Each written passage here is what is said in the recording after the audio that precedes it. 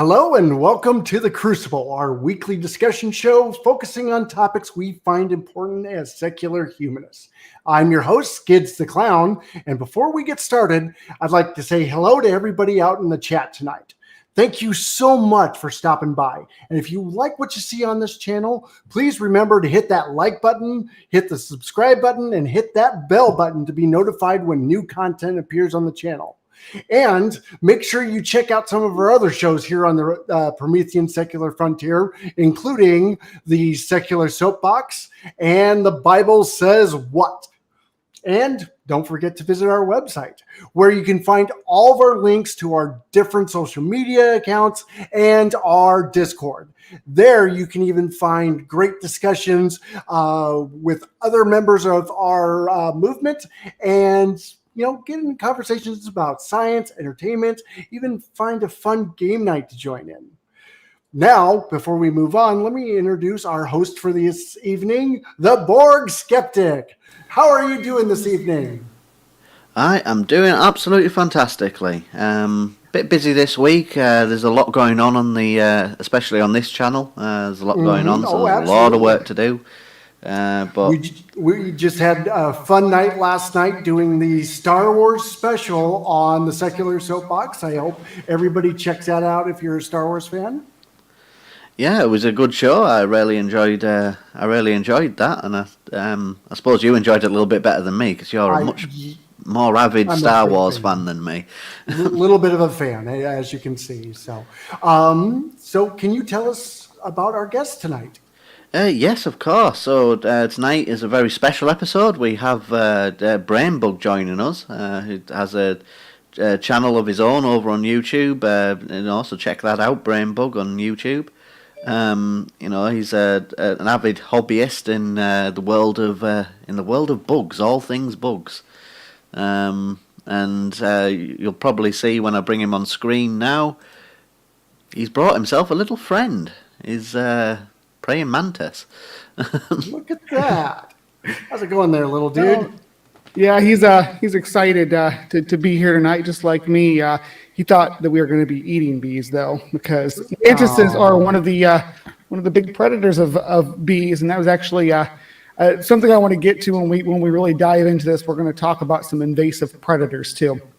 Interesting. But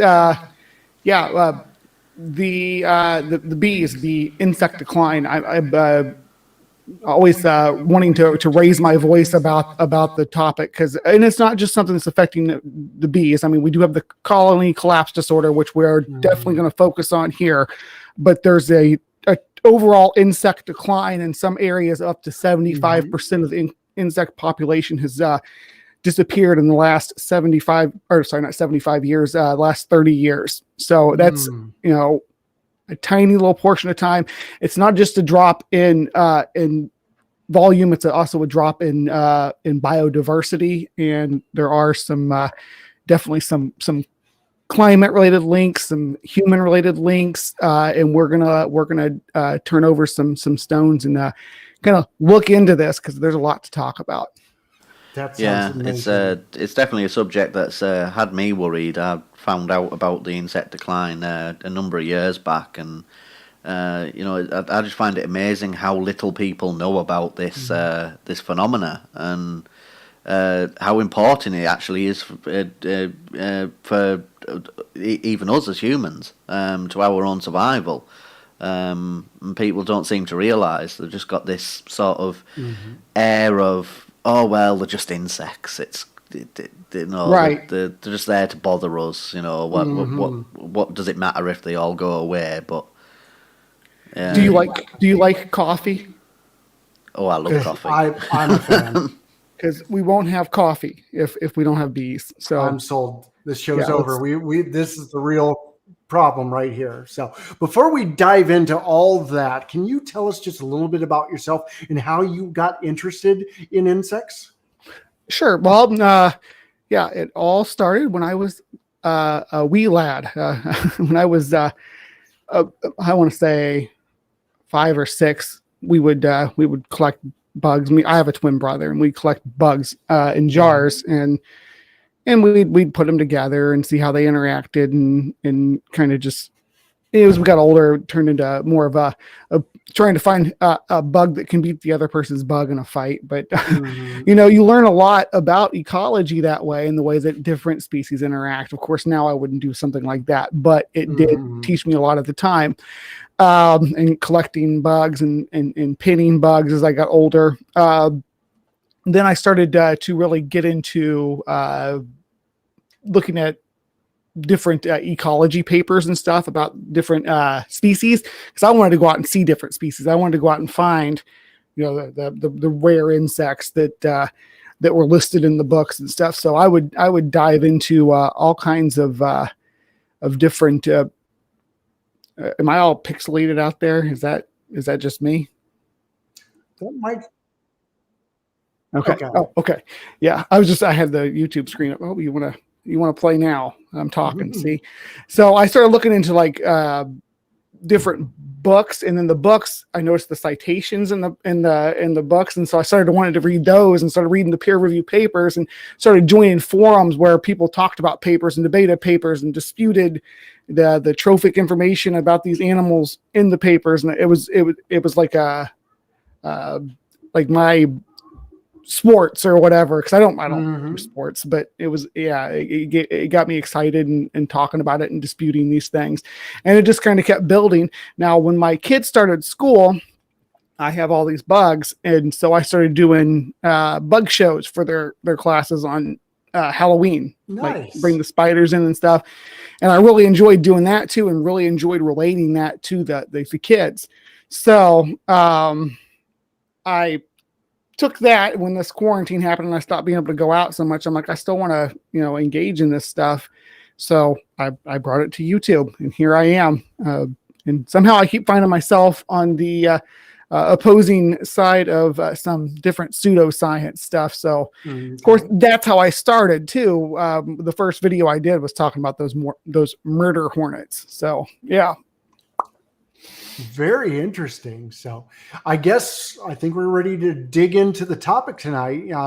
So in your opinion, what do you think is causing the bee populations to vanish? It's definitely a compilation of different things. The first being us. Obviously, we are altering their environment. We are making when we clear out forest and prairie land and turn it into farmland. We are making a very homogeneous environment where they don't have a lot of variety in their diets, and they will, in order to make sure that they're getting all their nutrition and stuff, the bees will keep going further and further away from their hive. I do think that results in a lot of these hives being abandoned. And they leave their queens behind when this happens too. The queens and all the larvae, they just bail. It's really quite disturbing. But there's also infestation by some mites. The Varroa Mite is the one that everybody points to. The Varroa Destructor is the actual scientific name, so it does have a really cool name. And they actually get right up underneath the bee's exoskeleton and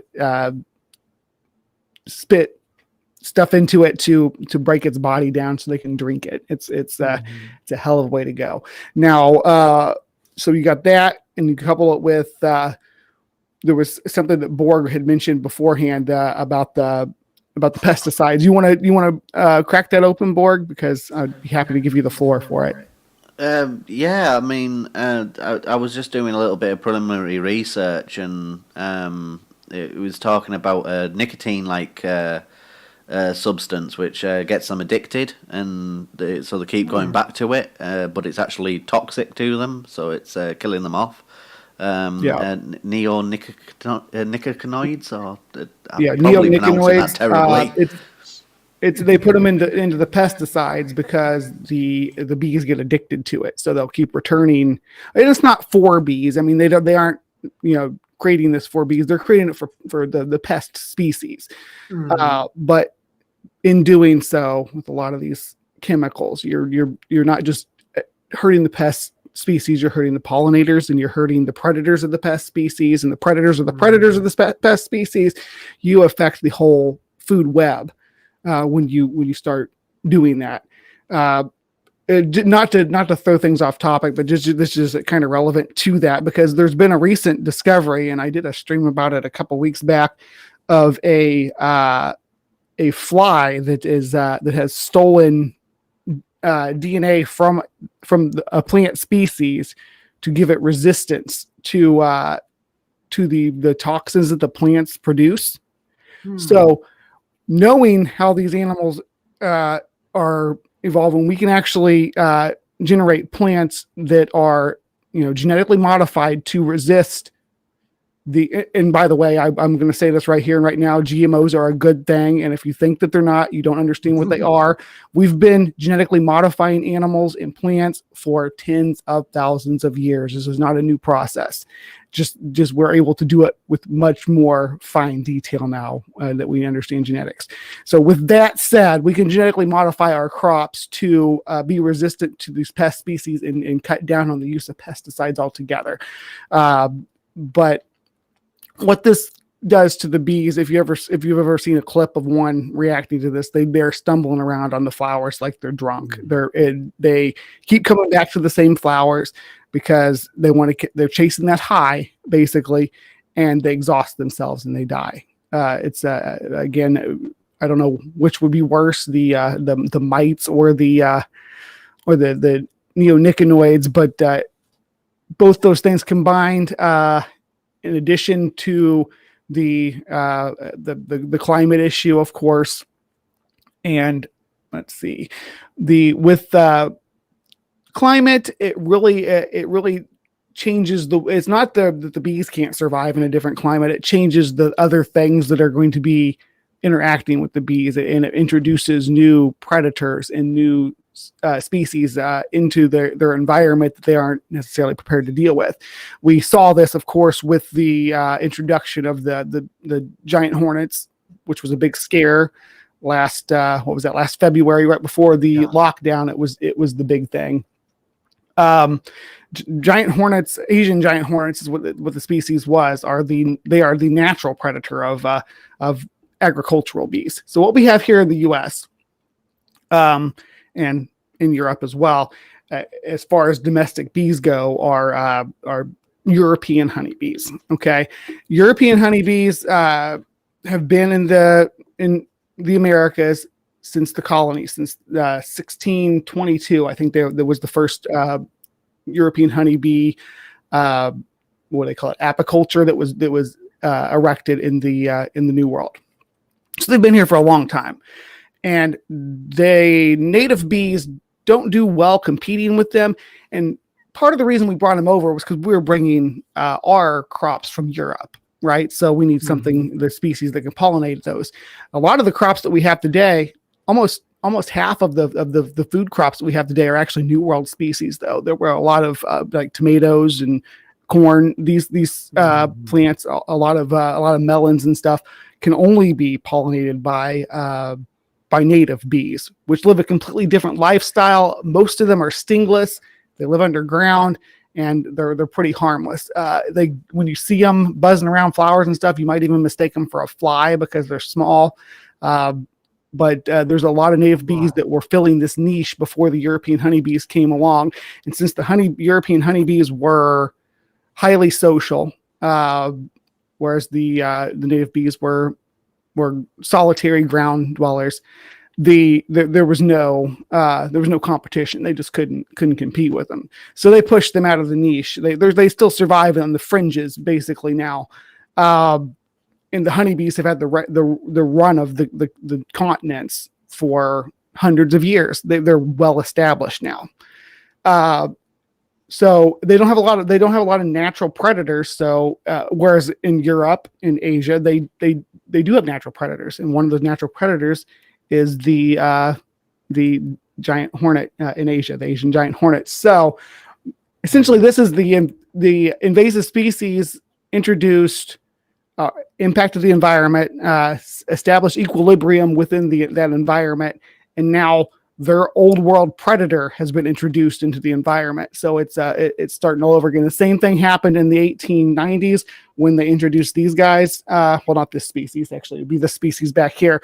But the Chinese mantises introduced to North America. So they've been in North America for about 120 years. And they found equilibrium there too. But the same kind of fear thing happened, fear response among beekeepers. So a lot of the scare about the Asian giant hornets was agricultural. That didn't really have a lot to do with the bee stuff, but it did help to punctuate that the introduced agricultural bees that you think of when you think of bees, most of us, is not necessarily the species that are most vulnerable to the insect decline. Actually, a lot of those native bees are in worse shape. That said, I do think that the bee decline of the European honeybees and the hives collapse situation is serious, because those are the pollinators now. They've pushed everybody else to the margins. Those, we depend on them now. So even if they're invasive, we have to help them. Otherwise we're going to starve. So, like, I was doing a bit of preliminary research, and the bee population is declining. Back in 2018, it was reported to be 40% lower than previous years. I'm not sure if those numbers are correct, but that's the research that I did. It has been a steady decline. Actually, this last year was the first time it turned around and kicked back up. Anybody want to guess the leading speculative cause of that? Could it be something to do with a little known thing called the pandemic? Yeah, right. They were able to recoup some numbers because there wasn't as much people around. So I don't know. That's been the sad thing about this pandemic too, and not just with the bees, with species all around the globe, and with the environment as whole. Like what was the city where they could finally see the Himalayas? They hadn't been able to see them since like 1890 something. Anyway, but we're just getting a window though, because things are just going to go right back to the way they were. So we're getting a window of the better world that we could build if people would cooperate instead of fighting. And these issues, things like climate change, things like the insect decline, they become political points, and that's where it falls apart. Once a issue has a political side, it's done. You're not going to move forward on it because people are going to resist it. I know we deal with that more here in the U.S. than you probably do, Borg, but there's science denialism everywhere, though. That's why we're out here doing what we're doing, right? Yeah. Exactly. So for those people who would just say, well, they're just bees, they're just insects, it's not it's not important. What would, if we followed the trend of the decline once we come back out of lockdown and that decline continues as it inevitably will, what would be the effects for the human race? Okay, so all the fruit that we consume, all the fruit in everybody's diet is going to become very sparse very quickly. Any plant that can be pollinated by bees or other pollinators too. Again, it's not just bees, but they're the ones that we are definitely looking at. They're the poster child of this issue. But we would see, now it's not to say that we wouldn't have fruit and vegetables, vegetables are not really going to be impacted. We wouldn't have fruit, but they would be hand pollinated by people, and you'd be paying that extra cost for people to do that. So you're talking substantially higher cost for your fruit. So take your vitamins if this happens, because you're not going to be able to get them naturally. And we have a long record of not eating and not getting enough of those fruit because scurvy. Yeah, exactly. nasty business. Oh, I don't fancy getting scurvy like that's. Yeah. I don't think it'd look good on me not to have any teeth. So thanks, bees. And there's so much we could say thanks bees for. There. I mean, it's in it. There are plants and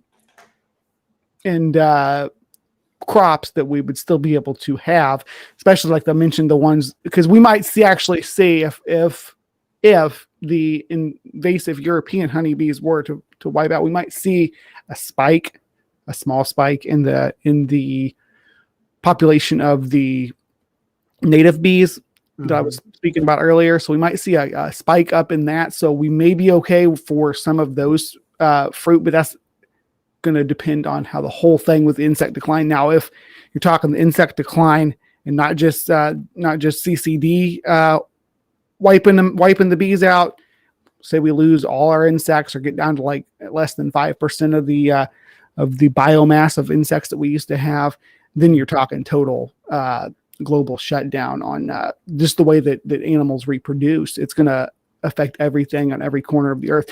We've had our entire environment's dependent on angiosperms, which are flowering plants. I mean, so you like look at pictures of like when the dinosaurs lived, in the Mesozoic, at least the early Mesozoic, towards the middle of Cretaceous, it starts to look more modern, but that's when flowering plants evolved. But you don't see those in the fossil record back in the from the mid Cretaceous back. You don't see flowering plants. Angiosperms weren't a thing. The forests were giant ferns, club mosses.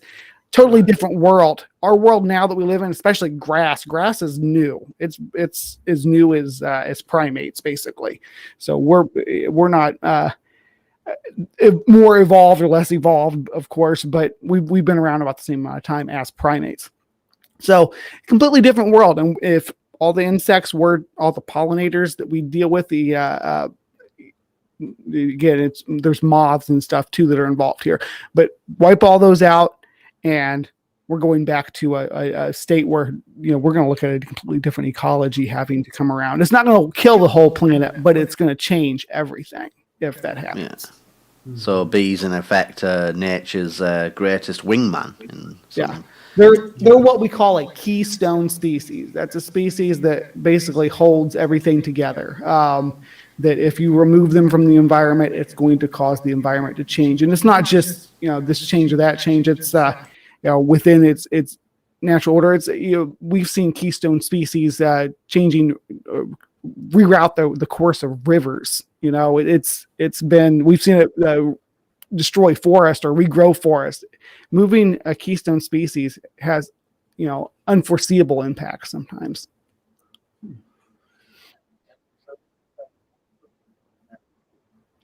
Mic muted.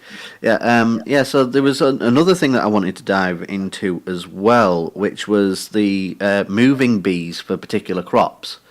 And a little bit of the research I was doing. So there's an event which happens where I think it's the cotton. We truck them out to like California to that's the one. Yeah, pollinate they pollinate out their citrus fruit and almonds and almonds. That was it. Yeah.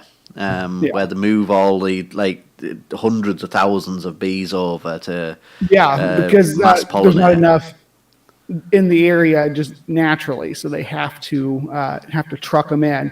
But that again, in this kind of speaks to what Kat was asking out there in the live chat too, is how do thousands of acres of corn and soybeans affect it? Well, plants that don't need pollinated by bees, like crops like corn and wheat, they're not good for bees because that's acres and acres of land that we used to have flowers that they could pollinate on it. That is just all homogeneous crops now, and it can regions like the Midwest. You get out a little bit west of where I'm living here in Illinois, and it's just cornfields for as far as the eye can see. It's not good. Not a good setup for any kind of diverse ecology, really. Mm-hmm. Yeah, that's the type of environment that I'm living in. I'm just in Nebraska, so it's cornfields and soybean fields as far as the eye can see. Right. Yeah. So you know that even better than I do. Well, yeah. Exactly. And you get out in California, like the area that you're talking about, we're really pushing nature. You see reports sometimes, a mountain lion spotted in this little Malibu suburb or whatever. And it's not that the mountain lions moved into the human habitat; it's that humans have moved into the mountain lions habitat. And we are pushing everything to the edge of existence right now. All the diversity of species on the planet. There's no place on this earth that's not affected by our waste, basically our garbage, our environmental contamination, polluting the air, polluting the water. We're everywhere. Even places like Antarctica where we don't touch, they'll find there's bottles and just plastic waste, plastic bags everywhere. It's so sad. I don't know if y'all have ever seen the pictures from the top of Mount Everest. There's freaking litter up there, the highest place on the planet, and it looks like a trash dump up there. Dude, mate, it's disgusting, isn't it? It's absolutely disgusting. And Trent, did you have any questions? I've been hogging the questions a bit. No problem at all. No, I know we just briefly touched on it, but does global warming have a big effect on these populations? Well, yeah, global warming is kind of a misnomer. So that they used to call climate change. Right. Just wanting to clarify there, because if Mama Atheist or Pale Blue Mama, she's called now, were to watch this video and I didn't correct global warming, she'd kick my butt. But no, it has an effect on. And again, it's a web of events that cause these interactions. So it's hard to pin anything down on one factor, but the way the climate changes the patterns of diseases or parasites reproducing. We see this with the mites. We can't directly link because they're exploding right now. I don't know if Borg said he was looking into this a little bit, and that was a big point of contention the last 5 years or so. Those Varroa Destructor mites just exploded, right. And they're specific to European honeybees. I don't know when they were introduced. I can't, but with the way that they import the bees, like he was talking about, when they have to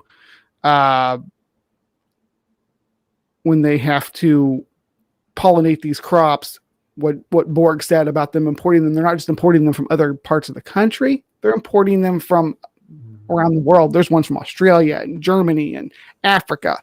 Actually, you all probably remember the African killer bee scare there for a while back in the 90s, because importing bees to try to alter the honey production didn't go well.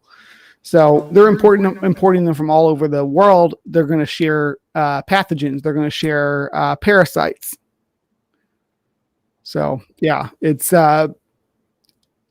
when we see these the climate changing to allow parasites to flourish in the environment that they previously wouldn't have been able to. We see like beekeeping's been able to slowly ebb more and more north. I think both in Europe and North America, that they're able to beekeep in a further northern climate. So we're pushing into areas that we don't even know what effect European honeybees being introduced to the environment are going to have. So there's this freaking narrow line you got to walk between, preserving what we have and limiting the spread. Something everybody can do is, for one thing, the Chinese mantises. Okay, they're a predator of honeybees, of native bees. They're non-native. We're never going to get rid of them. What you can do, though, is you can, if you see their ootheca, their egg sacs on trees or saplings, you can actually get rid of them. I don't recommend getting rid of anything unless you know it's a Chinese mantis, though. That's the problem, is you have to actually know what you're looking at to make that decision, because there are native mantises that I don't want you to do that to, that you absolutely do not need to cull, because they've suffered enough. grass mantises are the one that comes to mind that might be mistaken for that. Mm-hmm. So following on from that point, how would you tell which which are the mantises to cull and which aren't? Yeah, I wish I had a one, but it hatched a few days ago, and I got it in here. The Chinese mantis Utica. They kind of look like the. You ever see the foam stuff they spray in cracks to like seal a window? It looks like that, but it is more of a gray color, and it's in a like a ping pong ball size, and it will be about anywhere from waist high to about maybe 12 feet up in a tree. They don't put them too high because birds will get to them, but on smaller saplings, usually in open fields. So look out for that, and you can cull those back. But usually the native species is the same kind of foam looking material, but it's usually towards the trunk. There are exceptions, of course. So yeah, if you see one, look, take a picture of it or look at it on your look at what a real one looks like. A Chinese mantis Utica. Look at what it looks like on your phone and compare it to what you're seeing. That's the all the information in the world is at your fingertips, and you can. That's I use. People know me from IDing bugs mostly, so I use. Most of the time I even using Google to ID bugs. So. You can you get pretty accurate, especially with a program called Bug Guide. It's I shouldn't say program, it's a website, bugguide.com. You can actually go out there and it'll show you what a Chinese mantis looks like as well and what their Utica looks like. Okay, perfect. In Europe, I don't think that they have the Bug Guide would apply, but there's another program, and it's going to escape me. But there's different resources available for IDing different insects, different spiders too. That's another thing that we need to make sure that because they are keep things in a natural balance as well, and these pesticides are affecting the spiders as well. But this is also good for IDing spiders to make sure that what you have in your home isn't dangerous. So it sounds like there's so many little things that are adding up to a really big problem, which, and of course, some people might think, where do we start to try to help fix this situation? Because of so many different angles with the pesticides, with climate change, with, just natural competition and stuff like that. What would you really suggest other than, like culling back some of the invasive species that we can do to actually make a impact and try to reverse this problem? Well, so a vast majority of the crops that we grow that are taking this land that would be suitable for the bee population to be at least sustained is used towards growing food crops, not for people, but for livestock. So if we can move to, first of all, like I was saying before, the genetically modified crops are a good thing, and they will help reduce the amount of acreage that we need to feed the population of the planet. So we could reduce the space for agriculture by moving to genetically modified crops. We could also cut down on meat production, factory farming, moving to other sources of protein. So cutting down meat from your diet is going to reduce that. If everybody cuts, I'm not saying everybody has to go vegan.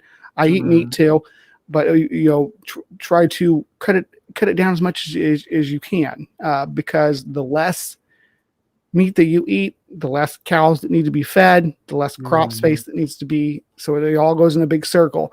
Also, I like the concept of moving towards alternative protein sources like production of insect protein. So I'm an advocate of that. I think the technology is there in the future. I think moving to greener energy will help. It will help quell the pollution that we're producing into the environment, moving to, and with green energy, yes, I do indeed include nuclear energy on that, because that is definitely, if not a long-term solution, it is a solution that we have right now that we could implement and implement safely. I know people like to refer back to things like Chernobyl or these meltdown events, but that we've come a long way since then. We aren't using the same technology that we were using in the 80s for anything else.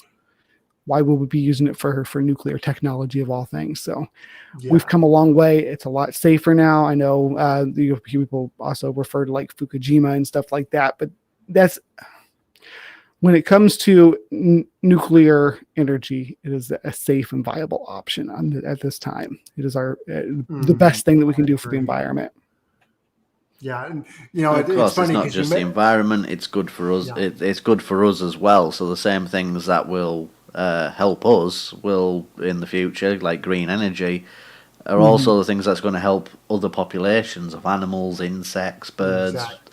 The environment itself. So it's definitely something we need to be doing. Yeah, we just had this conversation last week about, actually we had a conversation about being a vegan and, kind of the impact that would have on the environment and stuff like that. And of course, we already know just off of our discussions, it's hard. That's not a really easy choice to do, is to say, well, I want to reduce the amount of meat I consume on a weekly basis. Like I try to do, and I'm trying to be a little more serious about it, is that when it comes to fast food is like a very high turnover, very quick producing meat. It's one of those things is if we even just cut back on the amount of fast food that we serve, because that has a drastic effect on the environment.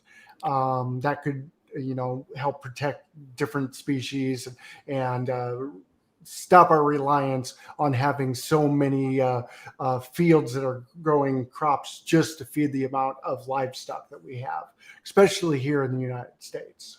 And at risk of sounding cheesy, buying locally grown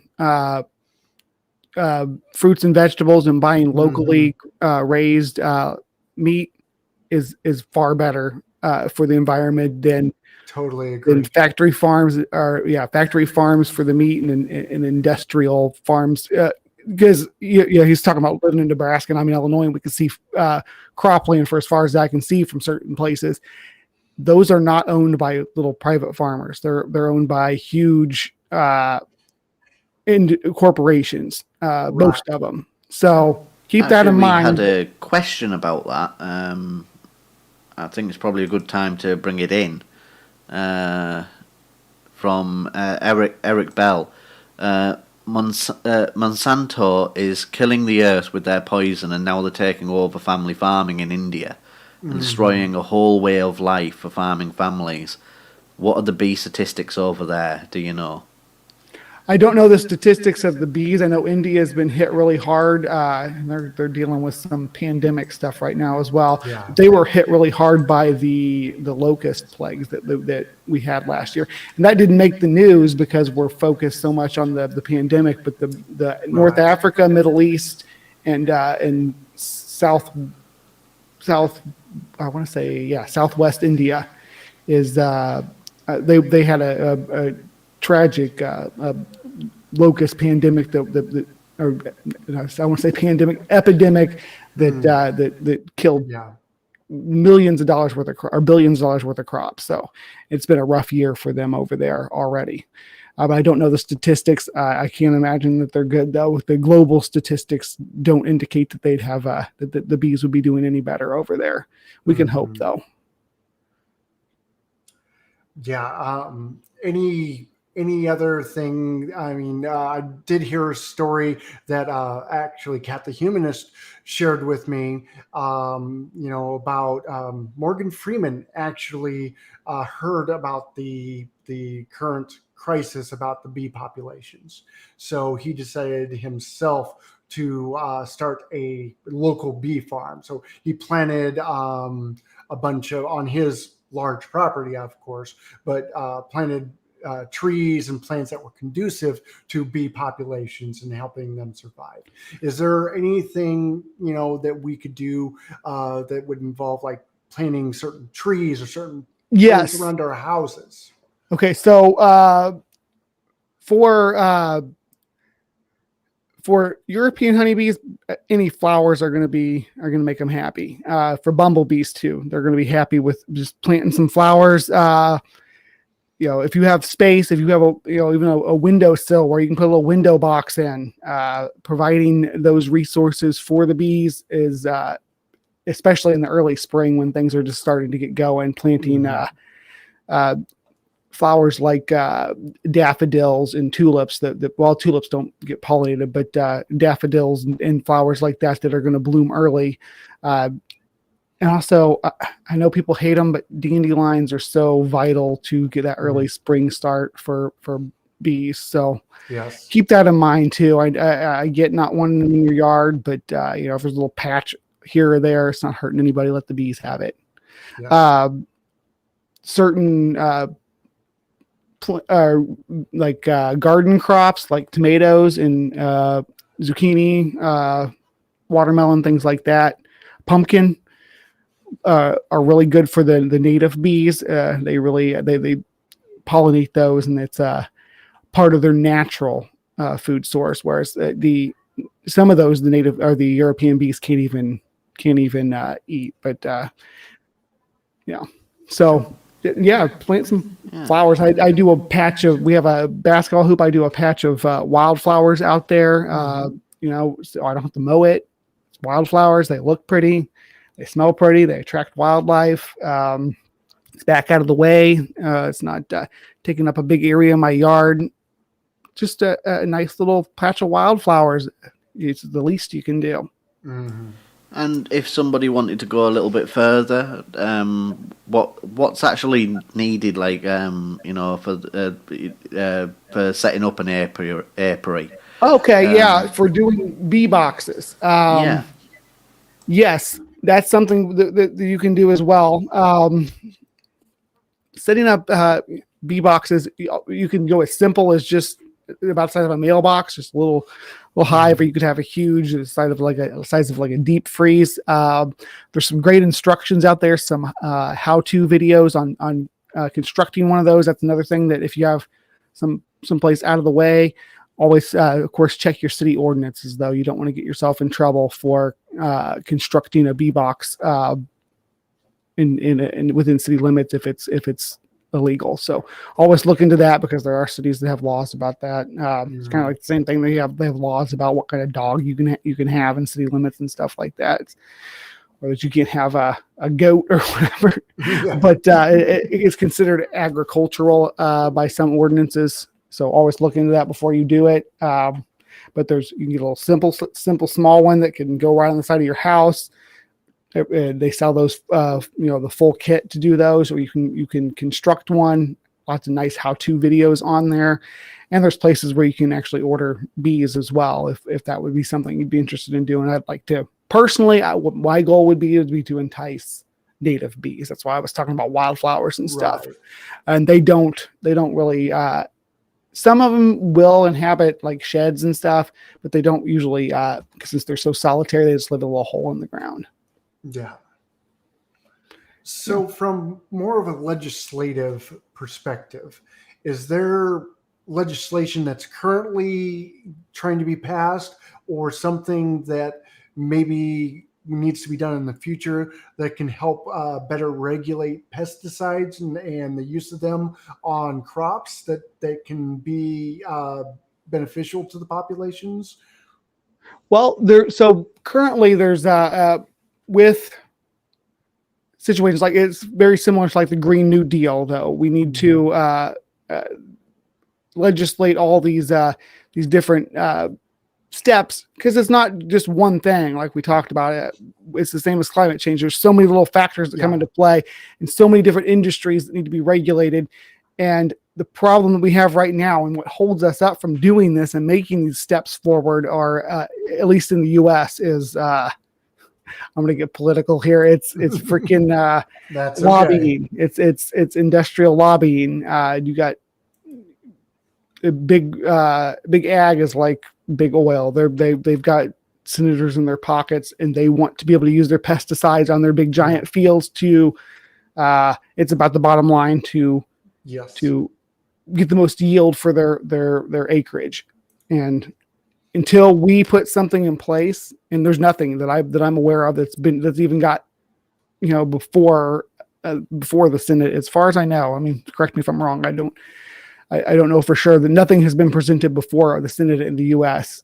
to address these neonicotinoid pesticides. Which is a shame. I mean, you would think there's got to be something out there that they can use as an alternative. I mean, it makes the national news all the time about declining populations of bees. And if we know this does have an effect on the bees, why would it be so hard to say, hey, let's find an alternative to using these pesticides that have such a detrimental effect? Well, it's kind of like a rewind again. I keep flashing back to previous time periods, but remember the 80s, the DDT. We almost lost our bald eagles. Yeah, exactly. It was tragic, and we, once we saw that this was a problem and we had a face behind it, the bald eagles were the poster child of, hey, we need to stop, because USA. So the population of bald eagles is stable now. I'm able to see them all the time, but that shows that we can make that change. That if we care, we can make that change. So you did it for the eagles, do it for the bees. It's is there any charities that deal with this issue that that people would be able to donate to or support? To try and change legislation and stuff for the better? Yes, there's some different activist groups out there, different funds. Of course, I always want to say is check to make sure the money's going where it's going. But the World Wildlife Fund is an excellent place to put that money towards trying to save our natural resources. That animals and the environment as a whole, because there's no sense in trying to save animals if we don't save a place for them to live in. Right. So World Wildlife Fund is my number one charity if you want to help out the bees. Perfect. And I don't know enough about the pesticides themselves. I would assume that, that it's not just in commercial farming that these pesticides that have such a bad effect. It's probably even in the small pesticides that you buy for, your small plants that you have around the house. So, is there something they can look for on the label that would make it, or is it just better to avoid them altogether? Well, as far as the neonicotinoids go, I would say avoid them altogether. There's no reason for it when we have other methods, but it's cost effective is the problem. Exactly. It's an economic issue more than anything. So if it's cheaper to do that, and I feel for the mom and pop farmers of the Midwest. I really do. I grew up with them. I'm friends with them. My family still farms. I feel that. And again, it's just like about the crops, about reducing the crops or switching to GMO so that they can take up less acreage. It's a big change, and unless people are willing to make it, we're not going anywhere. And that brings up a good question, because it doesn't sound like this change is something that can be done overnight. This sounds like this is going to have to be kind of a gradual change where everybody digs in their heels and slowly makes progress for the better. Do you think that we have time for this with the current drop in populations? Or is this something where we have to take more drastic action now? So if I've learned anything from being a climate activist, now I'm a bee activist, but if I've learned anything from that, it's that I don't want to put a time frame on anything, because the Inconvenient Truth, the Al Gore movie, has done more to hurt climate activism than any right-wing media releases or information at all. It's done more to hurt it than anything, because you start putting time frames on stuff. I don't know, and that's the thing about ecology is there's so many pieces of the puzzle. We could do everything. We could turn everything around, and the bees still disappear. And we won't figure out why for another 30 years. Some of this stuff, it eludes us. Some of these solutions, but we have to make the effort. We have to try. Again, 75% of insects in some areas completely gone. That includes bees, that includes butterflies, all these different, that includes moths, all these different pollinators. We need them. So people need to step up. We really do. We need to make a change. You need to take that effort to give a little bit of your lifestyle, to help the rest of the environment, because you like drinking coffee, you like having an apple, you like having strawberries. Yeah, you need those bees, you need those butterflies. Exactly. And I keep saying that it doesn't seem like a lot. If you do just a little bit yourself every day or every week, once a week, you cut down on eating meat and do these little things yourself. It may not seem like a big thing, but if you do it and then your friends do it and they get their friends doing it, eventually those little things add up to a big impact. And that's where we need to start. When we talk like this, it does seem like it's such a big, overwhelming problem, but we can do these little things that make big changes. We need to put ecology before economy. That's a good tagline right there. I should run with that. You should be writing that down. Yeah, because that's all the reasons to not make these changes are economic. But if we keep doing things for the bottom line, eventually that bottom line is going to get dropped so low that we can't survive in the environment that we've created. Because does it sound good paying $40 for a bag of apples? Because that's the future if we don't make some kind of change. Exactly. It looks like we're getting close to the top of the hour. Do we have any questions in the chat so far? We did have a few questions. If anyone has any more questions, please get them into the chat quickly. Now's because the time for we are getting to the end. A shout out to Jason out there. Jason from Dragons and Genesis. Thanks for coming, bud. I'm just scrolling back trying to find. There was a couple. So Cat the Humanist. I think we covered this one mostly, but I'll ask it anyway. How does spraying for mosquitoes affect bees? That depends on the pesticides that they're using. Last summer, I hadn't seen this since I was a kid, but they had one of those trucks, the fogging trucks driving through. Those things kill everything. Everything that breathes that in, everything that breathes with spiracles anyway, which is all of our insects. So, it's not a good thing. It's not good for it at all. The future of mosquito pest control, I think, is happening with the genetically modified mosquitoes that they are moving forward with in Florida this year. So they did a nice little trial run on it. Everything worked out well. It's going to move forward for 2021 in Florida. If it's successful down there, they're going to move it into Texas in 2022, and we should be seeing these genetically modified mosquitoes that reduce the mosquito population by basically it neuters the males so they can't reproduce. And it's going to reduce the spread of diseases. Obviously, Zika has been the most recent one that kind of raised some flags. Of course, everything looks like chopped liver compared to what we're dealing with right now with Corona. But, this is a great step towards controlling those pest species. And this is another method of controlling a pest species that does not use chemical agents that could harm the environment. Sounds good. Wes Sturdivant wants to know, how do you tell a bee from a fly?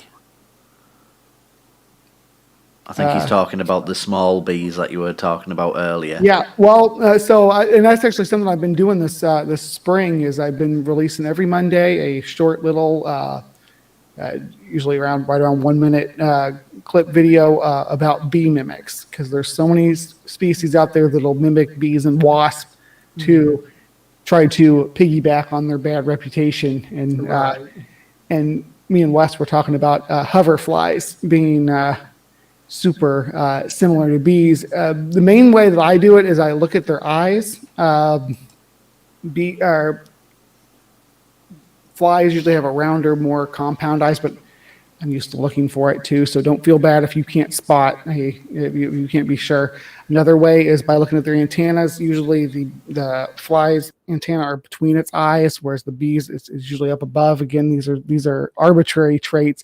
There's a whole lot of features you got to look at: the way their wings are orientated, their legs, especially their forelegs, because the flies will have smaller forelegs. They tend to rub together when they're stationary, and the way that they fly, the way that their moves, the way that their abdomen curls or doesn't curl when they're hovering. So a lot of different factors. Wow, I could do a whole video on that too. I think I should.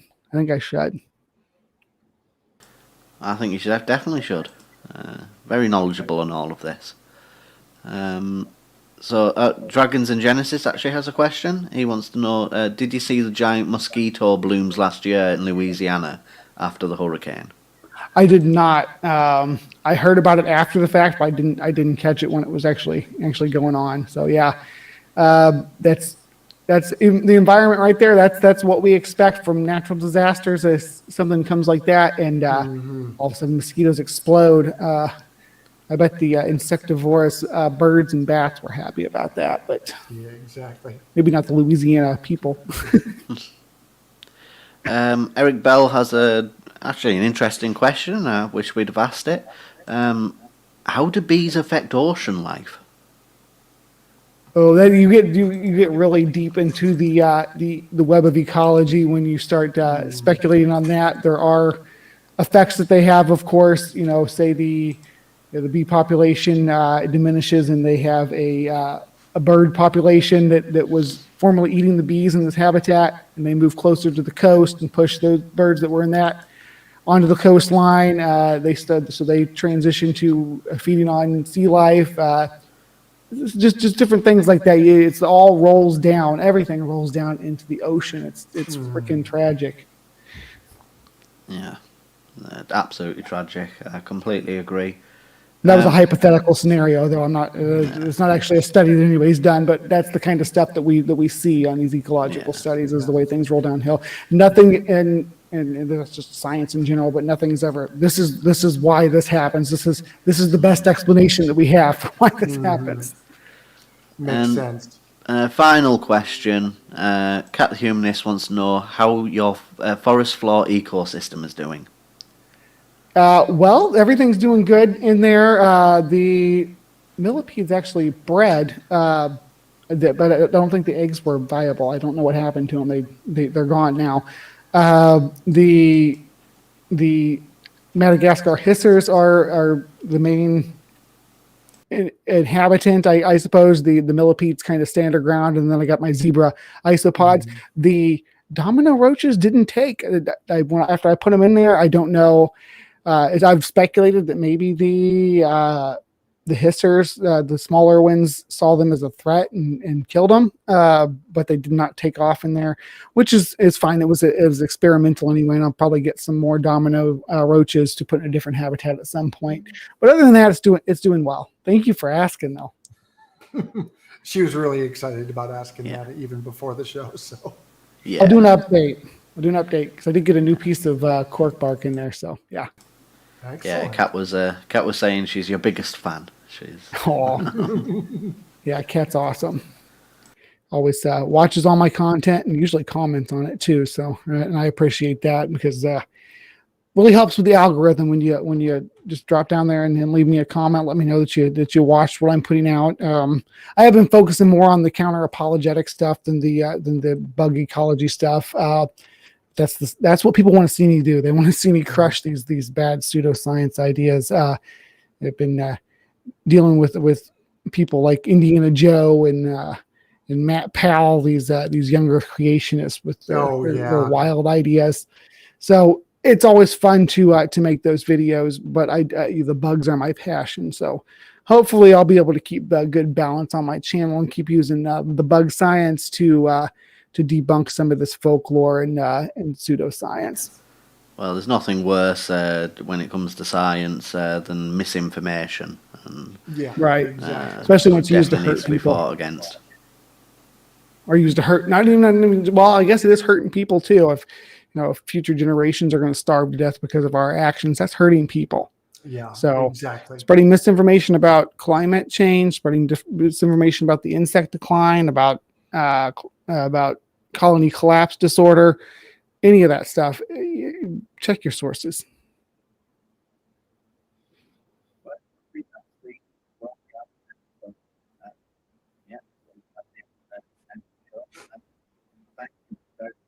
Absolutely. Yeah, I'm glad to be here, guys. This was really fun.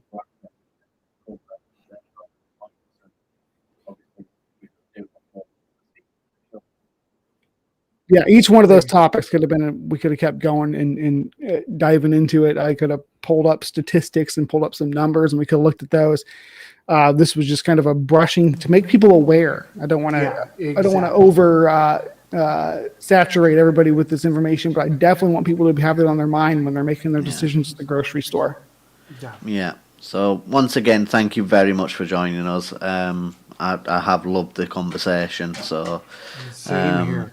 yeah, and I think those in the chat have been loving the conversation as well. So thank you very much for that, and I hope that we could get you on again for a further conversation. Would love to. Yeah, let's talk about some more topics. Sure. So thank you very much for everyone in the chat. As Skids mentioned at the beginning, we do have multiple shows on the channel now. So please check out on Monday evenings. We have Bryce and Caleb with the Secular Soapbox. Wednesdays you can always find us here on the Crucible. Also we have a premiere each week, which is The Bible Says What on a Thursday evening.